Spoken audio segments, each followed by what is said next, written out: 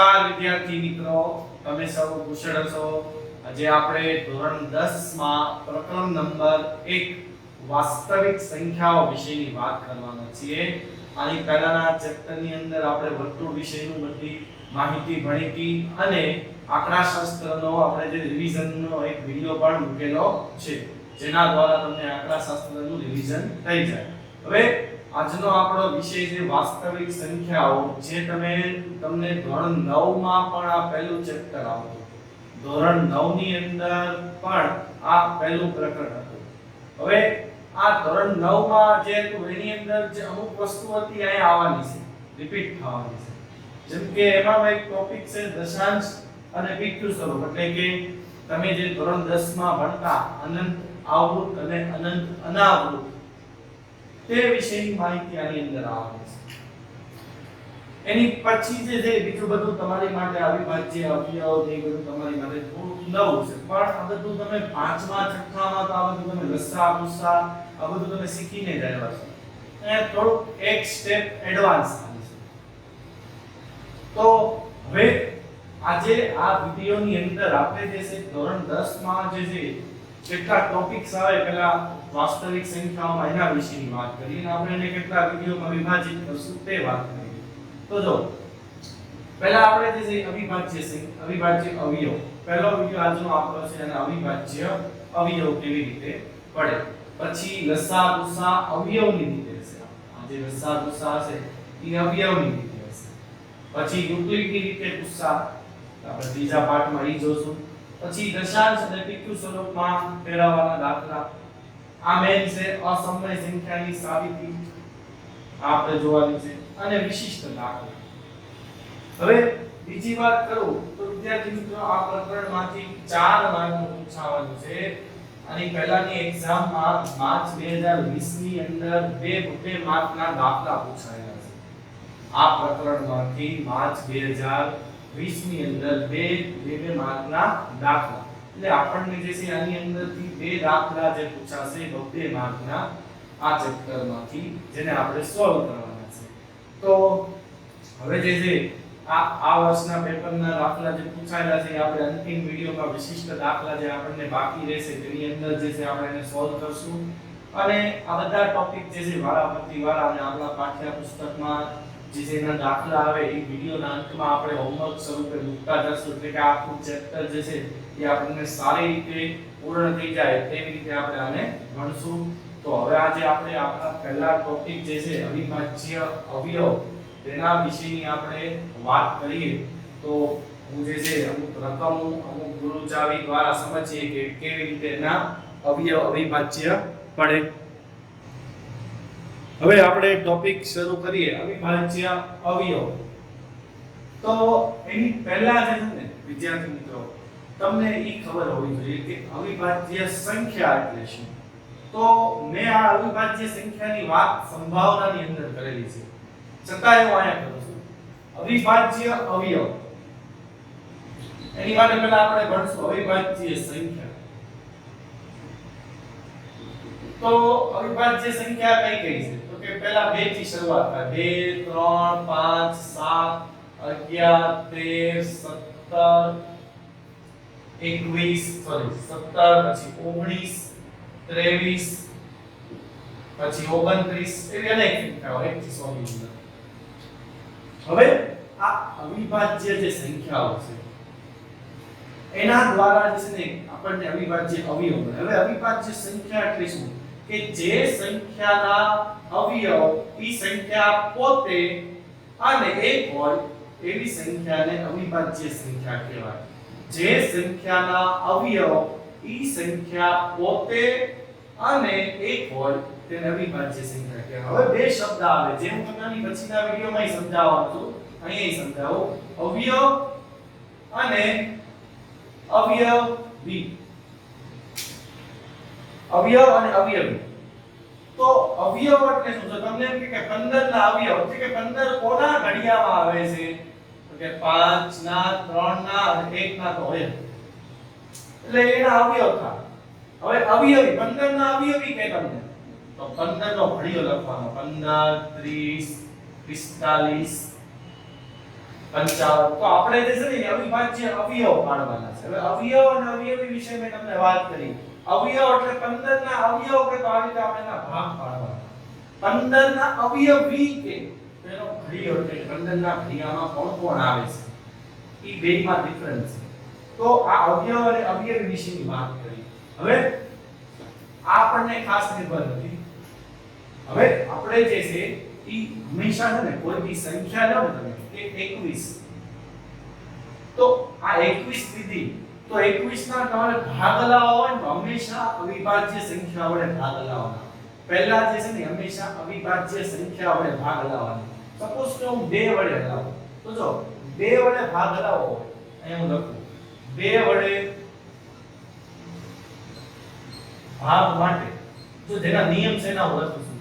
2 વડે ભાગ માટે આપણે શું હોવું જોઈએ તો અંતિમ અંક યુગ્મ અથવા 0 હોવો જોઈએ. એટલે બેકી સંખ્યા અંતિમ અંક બેકી સંખ્યા હોવો જોઈએ કે જો આમાં એકી સંખ્યા છે તો આનો 2 વડે ભાગ નો હાલે. આનો 2 વડે ભાગ નો હાલે. 12 હોય તો એનો હાલે 2 ભાગ્યા 12 થાય 22 હાલે કેમ કે અંતિમ અંક બગડો છે. સપોઝ કે સંખ્યા લો 22 હાલે 52 હાલે 152 હાલે 20 હાલે 2 વડે ભાગાકારમાં પણ 23 નો હાલે. કેમ કે અંતિમ અંક યુગ્મ એટલે કે બેકી સંખ્યા નથી અને શૂન્ય નથી. એવી સંખ્યાઓ હોય એને જ તમે 2 વડે ભાગી શકો. પછી 3 ની વાત કરો તો 3 માટે કયો નિયમ 3 વડે ભાગવા માટે તો અંકોનો સરવાળો 3 ના ઘડિયામાં હોવો જોઈએ. 3 નો ગુણક હોય એવું લખો તો યાર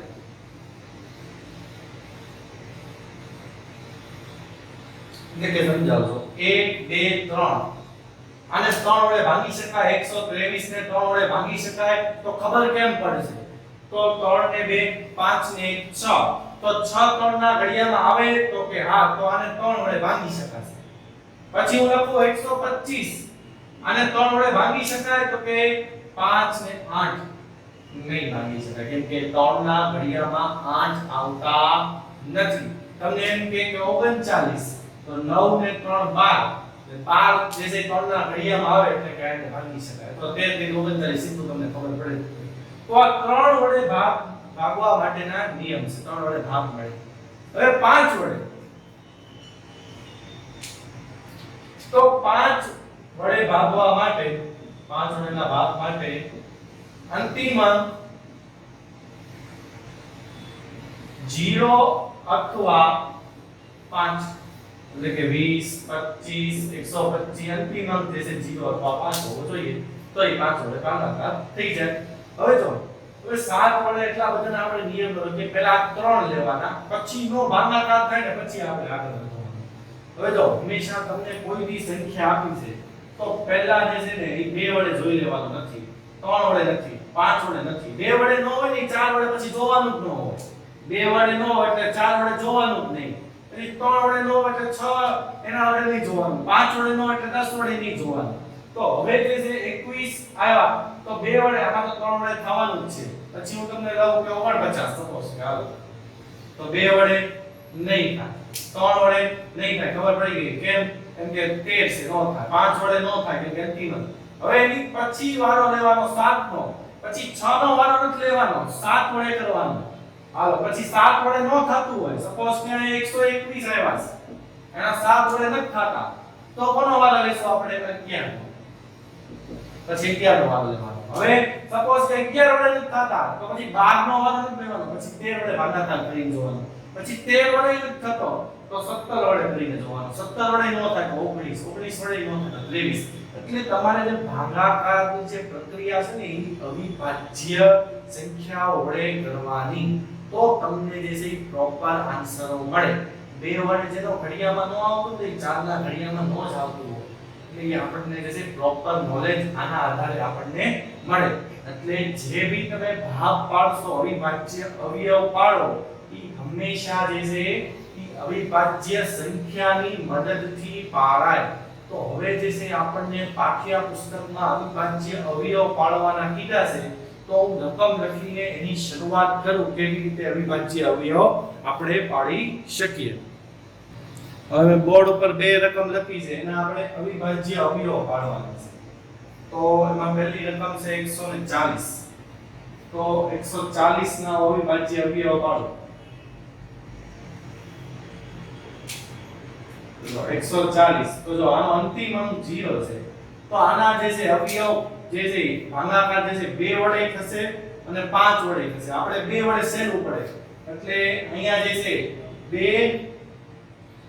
અને 70 નું 140. હવે યાદ રાખજો વિદ્યાર્થી મિત્રો, જે અવિભાજ્ય સંખ્યા હોય ને એને આ બાજુ મૂકવાની, જે વિભાજ્ય હોય ને આ બાજુ. એટલે કે અહીંયા મને 40 આપ્યા હોય તો 20 દૂર 40 થાય, 2 ને અહીંયા મૂકવાના, 20 ને ઓલી બાજુ મૂકવાના. હવે 70, તો 70 ના 2 વડે આવે એટલે 35 દૂર 70 એટલે 2 આ સાઈડ. આના અવયવ ન પડે, અવિભાજ્ય સંખ્યા આવી જાય એના અવયવ પડે નહીં. પછી 35 એટલે 7 5 35. હવે જો 7 કોઈના ઘડિયામાં નો આવે, 7 અવિભાજ્ય સંખ્યા થઈ ગઈ. 5 અવિભાજ્ય, 2 અવિભાજ્ય 2. તો હવે 140 જે છે ને એના અવિભાજ્ય અવયવ પડી ગયા 2 ગુણ્યા 5 ગુણ્યા 7, 7 5 35 140. દાખલો અહીંયા પૂર્ણ થઈ જાય. આવા આપણને આવા ટોટલ 2 સવાલ જે છે 2 માર્ક ની અંદર તમને બોર્ડના પેપરની અંદર પૂછાઈ શકે. આ જે છે 140 ના અવિભાજ્ય અવયવ. હવે આવા તમને એવું થાય કે આવા પ્રશ્નો તમને 12 ગણિતમાં સોરી 5મા જથ્થામાં આવડે, પણ જ્યારે લસા ગુસ્સા આવે ને ત્યારે આ અલગથી નો આવે, એમાં એની અંદર ઇન્ક્લુડેડ હોય. લસા ગુસ્સા ગોતવા માટે પહેલા આ આવડવું જોઈએ, પછી તમને લસા ગુસ્સા આવડે. તો પહેલા આપણે જે છે આનું મેળવ્યું. હવે આપણે બીજી રકમ લઈએ 38 25. તો જો 38 25 ના ભાગ પાડો તો આના જો છેલ્લે અંતિમ 5 છે, 5 વડે ભાગ પડશે. એટલે તમારે જે છે મોઢે આવડતું હોય તો મોઢે કરવાનું, નો આવડતું હોય તો પાછળ રફ પેજમાં જઈને કરી આવો. સપોઝ કે આવી રીતે કરી આવો 38 25 ભાગ્યા 5 એટલે 5 + 35 જે વધે 3 5 6 30 2 બચો 25 750. હાલો હજી 5 છે તો હજી 5 વડે હાલશે તો 765 ભાગ્યા 5 કેમ નાખવાનું? જો ડાયરેક્ટ કઈ થાય તો 7 5 એકા 5, 2 વધશે. 7 માંથી 5 જશે તો 2 વધશે. પછી 2 એટલે 2 અને 6 ને જોડો એટલે 26, બચો 25 એટલે 1 વધશે. 1 એટલે 5 તરી 15. તો આવી રીતે તમે કરી શકો. આમ કરવું હોય તો 5 એકા 5, 2 વધે, બચો 25, 1 વધે 5 તરી 15. વાતમાં પૂરી. એટલે આના ભાગ મળશે. હવે સોરી આના ભાગ પડી ગયા 153 ગુણ્યા 5. હવે 153 ના 2 વડે નો પડે કેમ કે પાછળ બેકી સંખ્યા નથી. 5 વડે નો પડે કેમ કે પાછળ 5 અને 0 નથી. તો હવે 3 વડે જોવા માટે શું કરવાનું? તો કે 3 ને 5 8 ને 1 9, 9 3 ના ઘડિયામાં આવે તો કે હા, તો આના ભાગ પડશે 3 વડે. તો 3 5 15, 3 એકા 3 51. તો હજી 5 ને 1 6, 3 વડે પડશે એટલે 17 તરી 51. હવે 17 કોના ઘડિયામાં આવે? તો કે એકના ઘડિયામાં નો આવે. 17 જે છે એ કોઈના ઘડિયામાં આવે નહીં. તો હવે જે છે 38 25 ના ભાગ પડી ગયા 5 ગુણ્યા 5 ગુણ્યા 3 ગુણ્યા 3 ગુણ્યા 17. આવી રીતે 17 તરી 51, 51 તરી 153, 153 765, 765 38 25. આવી રીતે જે છે આના અવિભાજ્ય અવયવ જે છે આપણને મળી ગયા. તો હવે આ બે રકમ જે છે મેં તમને અવિભાજ્ય અવયવની સમજાવી. હજી હું તમને બે આના ઉદાહરણો સમજાવું કે કેવી રીતે અવિભાજ્ય અવયવ પડે છે. તેના વિશે હું તમને બોર્ડ ઉપર રકમ લખીને સમજાવું છું. એની પછીના બે ઉદાહરણ લઈએ આપણે. તો 5005 તો 5 વડે લાવી તો 1001. હવે આનું 2 વડે નો આલે, 3 વડે નો આલે, 5 વડે નો આલે, તો 7 વડે ટ્રાય કરશો. તો 7 એકા 7, 3 વધે, 7 ચોક 28, 2 વધે અને 7 તેરી 21 એટલે 143 ગુણ્યા 7 કરો તમે 143 ગુણ્યા 7 7 તેરી 21 વધી પડી 2 7 28 ને 30 વધી પડી 3 7 1 7 10 એટલે કે 143 ગુણ્યા આપણે 7 કરવા પડે. હવે આના 7 વડે લાવો 143 ના, કેમ કે 2 વડે તો નહીં આલે, 5 વડે નહીં આલે, 3 વડે નહીં આલે, કેમ કે 4 ને 5 8 થાય. તો 7 વડે લાવો તો 7 143 ના 7 વડે લાવો તો 7 * 14 અને 3 વધશે તો ઈ નહીં આવે. હવે 7 પછી કોનો વારો આવે અવિભાજ્ય સંખ્યામાં 11 તો 11 એકા 11 3 વધે ઉપરથી લાવ્યા 3 11 તેરી 33 તો આનો જવાબ આવી જાય જે છે 11 ગુણ્યા 13. તો જે આ આપણો આન્સર થઈ જાય કેમ કે આ 13 અવિભાજ્ય છે અને 11 અવિભાજ્ય છે તો 5005 ના આપણે અવયવ લખશું 5 ગુણ્યા 7 ગુણ્યા 11 ગુણ્યા 13 તો આ આપણો જે છે ઈ જવાબ થઈ જાય. એવી રીતે છે બીજી સંખ્યા 74 29 તો 2 વડે નહીં આવે 5 વડે નહીં આવે કેમ કે છેલ્લો આપણો બેકી સંખ્યા હોય 3 વડે જોઈ લઈએ તો 11 11 ને 4 15 ને 7 22 એટલે 3 વડે નહીં આવે તો હવે 2 3 5 નો હવે 7 વડે ટ્રાય કરો તો 74 29 ભાગ્યા 7 તો 7 એકા 7 હવે 4 અને 7 6 42 તો 9 વધશે એટલે 7 વડે નહીં આવે કેન્સલ. હવે 11 વડે ટ્રાય કરો તો 11 એકા સોરી 11 6 66 એટલે 8 વધે 11 7 77 59 નો હાલે હાલો કેમ કે 11 55 ને 4 વધે એટલે આઈ કેન્સલ. 13 વડે તો 13 55 9 13 7 91 આવ્યા નો હાલે હાલો 13 કેન્સલ. તો હવે 17 વડે 74 29 ભાગ્યા 17 એટલે 17 ચોક 68 તો અહીંયા વધશે 6 17 તેરી 51 તો 51 એટલે આપણે અહીંયા વધશે 9 તો જો પહેલા આપણે 17 ચોક 68 એટલે 6 ઉપરથી 2 9 અને અહીંયા 51 એટલે 51 આપણે બાદ કરી 11 વધશે. 62 માંથી આપણે જે છે 51 બાદ કરી 1 9 ના 9 ને 1 11 17 119 17 119 એટલે 17 વડે હાલે છે.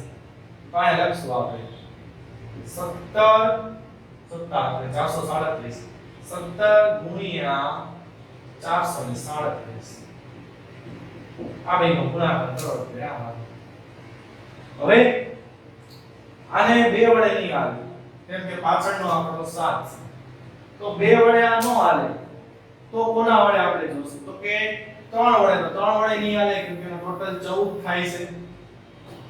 હવે 3 વડે નો થાય તો 7 વડે જોઈ લઈએ તો 7 6 42 ને 1 વધે 17 7 ના ઘડિયામાં 17 નો આપણે મેળ પડે 11 તો 11 તેરી 33 9 વધશે 97 તો એ નહીં હાલે. પછી 13 તો 13 તેરી 39 તેરી 39 એટલે 3 વધશે 4 વધશે 47 થઈ જાય 47 ના ઘડિયામાં નો આવે. હવે 13 ગયો 17 તો 17 દુ 34 7 વધે એટલે 77 તો 77 17 ના ઘડિયામાં નો મેળ પડે. હવે 19 તો 19 થી ટ્રાય કરું તો 19 દુ 38 19 દુ 38 5 વધે અને 7 19 તેરી 57 ઓકે તો થઈ ગયું 19 ગુણ્યા 23. હવે 23 તો અવિભાજ્ય સંખ્યા છે કોઈના ઘડિયામાં આવતી નથી તો આ જે બે અવયવ બન્યા અને એના ત્રણ અવયવ 17 ગુણ્યા 19 ગુણ્યા 23 આના જે છે એ અવિભાજ્ય અવયવ પડી ગયા. આ દાખલા આપણો અહીંયા પૂર્ણ થઈ ગયો. તો વિદ્યાર્થી મિત્રો આવી રીતે જે છે આપણે અવિભાજ્ય અવયવ કાઢવાના હોય કઈ સંખ્યા લેવાની આ તમે વિડિયો દ્વારા માધ્યમથી તમે સમજી શકો છો. હવે આવા એક બે થોડા અલગ ટાઈપના ઉદાહરણ છે કે અવિભાજ્ય સંખ્યા છે કે નહીં ચકાસો. એટલે જો વિભાજ્ય સંખ્યા છે કે નહીં ચકાસો. ખબર કેમ પડે વિભાજ્ય સંખ્યા છે? તો જે સંખ્યાના બે કે તેથી વધુ બે કે તેથી વધુ અવિભાજ્ય અવયવ હોય, જે સંખ્યાના બે કે તેથી વધુ અવિભાજ્ય અવયવ હોય તેવી સંખ્યાને વિભાજ્ય સંખ્યા કહેવાય. પણ એક નો હોવો જોઈએ, આપણે જે છે એની સિવાયના અવયવ હોવા જોઈએ. તો આપણે એના ઉદાહરણો આપણે જોઈએ. હવે આ રકમ છે 7 * 11 * 13 + 13 એ વિભાજ્ય સંખ્યા છે. ચકાસો, એક્સપ્લેન કરો, સમજાવો. તો પહેલા છે ને ભાગોસભાના નિયમ પ્રમાણે પહેલા ગુણાકાર થઈ જાય પછી સરવાળો થાય. તો 7 * 11 એટલે 77. 77 * 13 કરવાના. 77 * 13 તે સત્તા જે છે એ આપણે 91 વધી પડી 9 તે સત્તા 91 9 100 101 + 13 એટલે આપણે જે છે 114. હવે જો 114 એટલે એ વિભાજ્ય કહેવાય ને. કેમ? તો કેમ કે બેકી સંખ્યાઓ એના તો ભાગ પાડવાના જ છે. તો એના બે ભાગ પાડો 114 / 2 એટલે 507. 507 ના 3 વડે પડશે. કેમ? તો કે 5 ને 7 12 છે. તો 3 વડે ભાગ પાડો તો 507 / 3 કરીએ આપણે. 3 એકા 3 તો 2 વધે 3 6 18 2 વધે 3 9 27 169 ના ભાગ પાડો. 169 ના આપણે ભાગ પાડીએ તો 13 * 13 169 થાય. તો 1014 એટલે 2 * 3 * 13 * 13. હવે ઘણીવાર આવી રીતે પણ જવાબ લખીએ 2 * 3 13 નો વર્ગ. 13 બે વખત છે 13 નો વર્ગ 3 વખત તો 3 ઘાત લખવાનો. તો જે સંખ્યાના એક થી વધુ અવિભાજ્ય અવયવ હોય, બે થી વધુ બે કે તેથી વધુ અવિભાજ્ય અવયવ હોય તેને વિભાજ્ય સંખ્યા કહેવાય. આ સંખ્યા એ વિભાજ્ય સંખ્યા છે. આ વિભાજ્ય સંખ્યા છે. તો વિદ્યાર્થી મિત્રો, આજે આપણે આ વિડિયોની અંદર રોજ અભ્યાસ કરવાનો છે. હવે હું તમને જે છે અમુક હોમવર્કના દાખલા જે છે હું તમને અત્યારે બોર્ડ પર જ લખીને દઉં છું, જેથી તમે તેની પ્રેક્ટિસ કરી શકો. હું હમણાં જે છે બોર્ડ ઉપર રકમો લખી દઉં છું તમને, જેનો તમે સ્ક્રીનશોટ પણ પાડી શકો છો. હા, જે મેં બોર્ડ ઉપર લખેલું છે પહેલા સર્વપ્રથમ તમે એનો સ્ક્રીનશોટ પાડી શકો છો. પછી હું તમને સમજાવી દઉં કે સ્વાધ્યાય 1.2 માં પહેલો પ્રશ્ન અને છઠ્ઠો પ્રશ્ન તમારે જાતે ફરીથી સોલ્વ કરવાનો છે. મેં અમુક દાખલા તમને સોલ્વ કરાવેલા છે. એની અંદર આની અંદર 2 રકમો છે, આની અંદર 5 રકમો છે, જેમાંથી મેં તમને ઘણા બધા દાખલા સોલ્વ કરાવી દીધા. તમારે ફરીથી જાતે સોલ્વ કરવાના છે. અને એક્સ્ટ્રા અને અવિભાજ્ય અવયવ પાડવાના છે. 26 91 510 92 336 અને 54. આ 6 દાખલાના તમારે એક્સ્ટ્રા અવયવ પાડવાના છે. તો વિદ્યાર્થી મિત્રો, આજે આપણે બસ આ ટોપિક વિશેની વાત કરવાની હતી, જે આપણે સરસ રીતે સમજી ગયા. હવે આપણાની પછીના લેક્ચરની અંદર લસા ભૂસા વિશેની વાત કરશું, જેની અંદર તમને અવિભાજ્ય અવયવ આવડવા જોઈએ. થેન્ક યુ વિદ્યાર્થી મિત્રો.